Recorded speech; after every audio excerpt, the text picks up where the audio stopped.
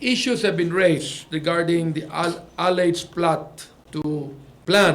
to add insertions for members of the House leadership as well as members of this chamber.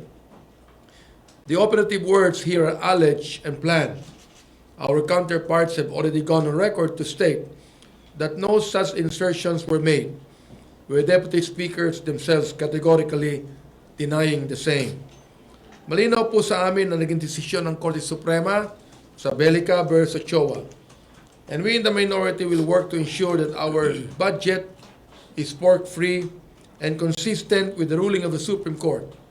Where the budget is concerned, the minority believes in letting the rule of law prevail, not the rule of the few. Moving on to other matters, members of the minority are disturbed by the recent polio outbreak that signals a return of a disease that was eradicated 19 years ago. The Department of Health admits that polio vaccination for children below 5 years old in 2018 have dropped to less than the ideal 95%, and that the average national polio vaccination stands at about 66% to 68%. Alam niyo po, sa ganitong panahon, hindi maiiwasan po na magturuan. And why is this happening?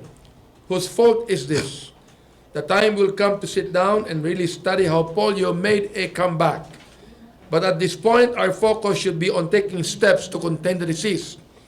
If a DOH needs additional resources to step up its vaccination campaigns for polio and other diseases, then it should tell Congress what it needs so we can consider allocating funds for this purpose. Yesterday, at the committee level, the House approved the measure postponing the barangay elections. Perhaps we can study the possibility of using part of the 10 billion pesos we will save from moving the barangay polls to boost our immunization programs.